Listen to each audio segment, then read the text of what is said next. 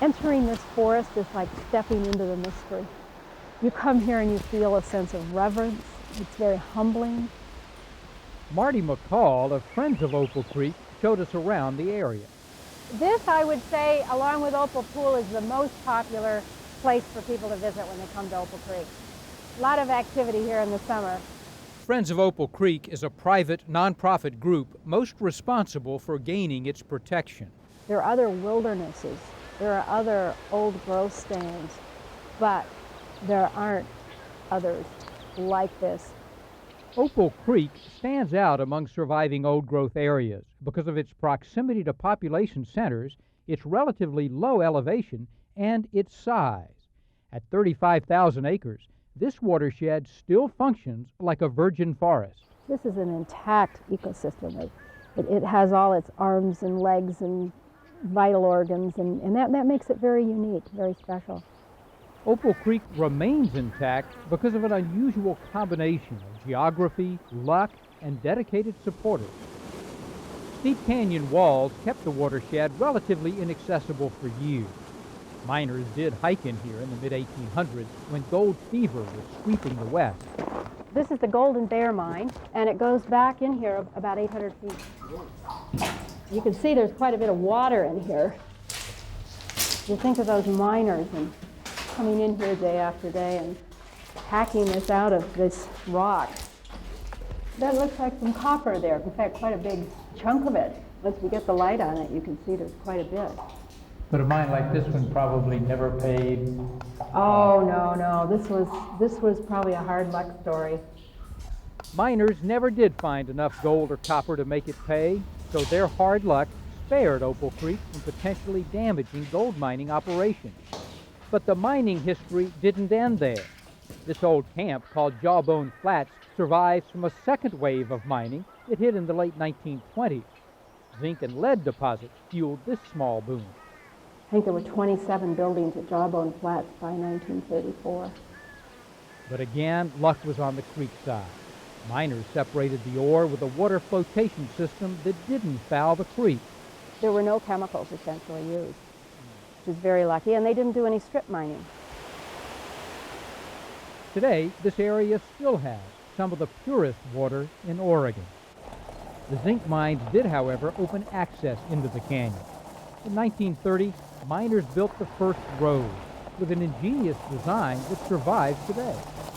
And they built this structure out over the canyon and simply created what we call the half bridges, which consists of a roadbed that is half on land and half literally hanging out over the canyon. With the road, small-scale logging arrived at Opal Creek. This building was constructed in 1943. It was part of the Merton Mill, sawmill, in a response to the need for timber for the Liberty ships for the war effort. But the most interesting thing about this and all this equipment you see is that it came from the battleship Oregon. Again, luck came into play. This time, bad luck for the loggers. Brake failures on trucks hauling timber forced some drivers to bail out before their trucks plunged into the canyon. After they'd logged about 5 acres of the surrounding forest, they closed up shop. So for us today, that's good news, because had that not happened, they probably would have logged a much larger portion of the forest. The battleship Oregon equipment abandoned at the Merton Mill site is now a popular stop for hikers. This is one of our most visited sites. People love this. People love this. In a final bit of irony, the zinc mines ended up protecting the watershed. That's because in 1972, the Persis Company of Hawaii bought the mineral rights. While they continued to mine a little, their main purpose was conservation. Their presence here really protected this area, and a man by the name of George Attia led that effort. And if it hadn't been for George and all the activities that he led through those years to forestall timber sales in this watershed, it wouldn't be here for us. The Persis Company donated the land to Friends of Opal Creek in 1992. But Attia's dedication protected not only the forest, it also preserved many buildings at Jawbone Flats. It's just a marvelous resource, and we are talking with the Forest Service about a partnership in which we could provide interpretive programs and facilities so that people can come here and really see what it was like. I mean, this is a 1930s mining camp that's still pretty charming and pretty intact. With protecting legislation passed, Friends of Opal Creek is now working towards making the area a center for historical and ecological research and education. We're already serving about 1,500 students a year. These kids from Portland's Environmental Middle School are spending a couple of days here learning about the ecology of a virgin forest. The first stop on their walk in is at a huge old Douglas fir, what most people think of when they think old growth. How old do you think this tree probably is? 800. That's a good guess. How do you tell how old a tree is? By counting rings on a core sample, scientists estimate this tree to be about 1,000 years old.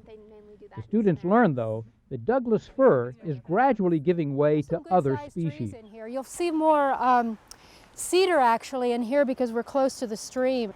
There's also a fair amount of hemlock in here. So we're in a pretty old part of the forest here. And actually right here we see the characteristics that really make up an old growth forest. You see a multi-story canopy. Right here behind me, here's a down log. That's a very, very important component of the old growth forest because that's where the recycling of nutrients happens. And then you see here a lot of standing snags, dead trees, a lot of habitat there. You want to start right here. You want to have two people measuring, so you have one person going on both sides. The students do a little hands-on measurement of a forest plot, recording tree species and size. Just about 15 centimeters. Just about 15. Okay. And western hemlock. They also discover creatures that play crucial roles in the forest.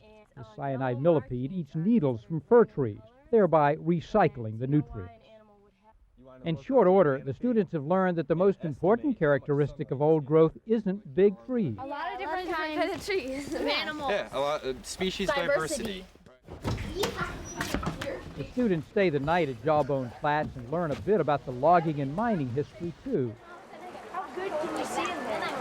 Not that far as you can see, not a long way. Our view is that these kids are going to grow up in a world that could double in population within their lifetime, and they're going to be faced with making an enormously difficult natural resources decisions.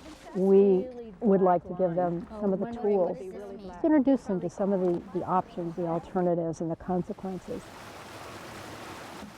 Good luck and some dedicated people allowed Opal Creek to survive as a remarkable treasure for Oregon. Today it provides a rare storehouse of ecological integrity, a source of clean water, and a rich history. It's very renewing, it feeds the soul, and I think more than anything, it's just a sense of awe that people have when they come here. The question now is, can Opal Creek survive our ever-growing need to experience places like this? It's an extraordinarily accessible area for recreationists. We're within 2 hours of all the major population centers in the Willamette Valley, and that's a real worry to those of us who've loved it, that it won't be loved to death.